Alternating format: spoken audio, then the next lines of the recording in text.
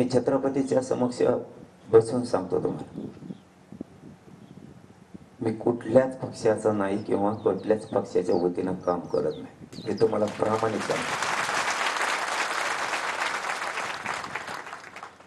उद्धव ठाकरे साहेबांचं सरकार होतं त्यावेळेसही मी त्यांना बोललेलं आहे, ते मी कठोर भाषेत, आणि आता यांचं आहे तरी बोललो. याचा अर्थ मी कोणत्याच पक्षाचा नाही, मी माझ्या समाजाचा. मला समाजापुढे कोणाचाच मुलायचा मी ठेवत. मग वेळे प्रसंग मला अर्ध्यावर समाजाला सोडलं तरी चालत, पण मी समाजाशी निष्ठा नाही करू शकत. आणि नेमकं झालंय काय आता ते सांगायला तुम्हाला सुरुवात करतो. नेमकं झालंय असं, सरकारनं दिलंय 10% आरक्षण.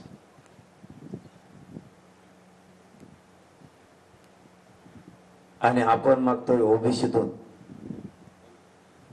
सरसकट मराठ्यांना आरक्षण. जे सिद्ध झालंय ते मराठा आणि कुणबी एकच हे सिद्ध झालं. तुम्हाला ते सरसकट द्यायचं नसेल तर ज्या मराठ्यांची नोंद सापडली नाही त्यांच्यासाठी सगळ्या सोयऱ्यांचा कायदा पारित करा, हे द्या. आपण अशी मागणी केली, त्यांच्याच म्हणण्यावर केलेली. त्यांनीच आपल्याला सांगितलं होतं सरसकट ते देत नाहीत, त्यांचा विरोध आहे. मग आपण नवीन पर्यायी शब्द काढू. पर्यायी शब्द सगळे सोयऱ्यांचा आपण आणि सरकारनं मिळून याच व्यासपीठावर काढल्या. पण झालंय असं, हे सगळं काय घडून येतंय ना. मी पुन्हा सांगतो, मी कोणत्याच पक्षाचा विरोध म्हणून करत नाही, पण आज सगळंची सगळं खरं बोलावं लागतं. फक्त त्यातले शब्द समजून घ्या. हे सगळं करतोय तो फक्त एकटा देवेंद्र फडणवीस. मला जे घेरलंय ना, तुम्ही शब्द ना शब्द फक्त समजून घ्या. सांगितलंय ना तुम्हाला, तुम्ही गोंधळ आरड्याची बैठक नाही, ही निर्णायक बैठक. मी आज टोकाचा निर्णय घेणार आहे.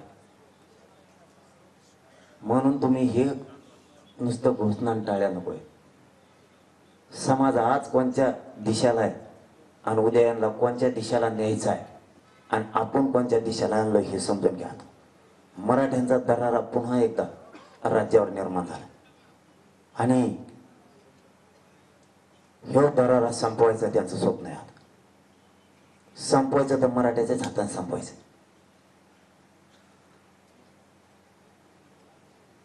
याच्यात एकनाथ शिंदेचे सुद्धा 2-4 लोक आहेत. शिंदे साहेब सुद्धा, अजितदादांचे सुद्धा 2 आमदार आहेत याच्यात. आणि सगळ्या सोयऱ्यांचं होऊ देत नाही आणि 10% मराठ्यावर लादायचं काही करू. आणि हे पोरग ऐकतच नाही.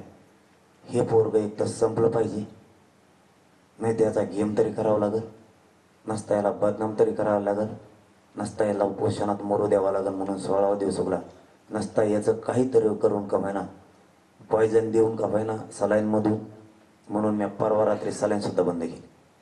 किंवा याचा एन्काउंटर तरी करावं लागेल. हे देवेंद्र फडणवीसचं स्वप्न आहे. हे देवेंद्र फडणवीसला वाटतं. आणि मी आज सगळंच तुम्हाला सविस्तर सांगणार आहे. पण देवेंद्र फडणवीसला एवढीच कुमकुम आहे ना, बैठक संपल्यावर मी सागर बंगल्यावर येतो, मला मारून दाखवतो.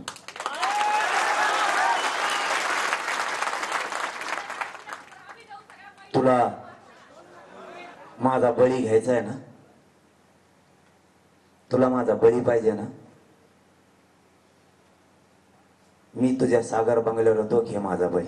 पण समाजाची इमानदारी मी नाही ऐकू शकत. समाज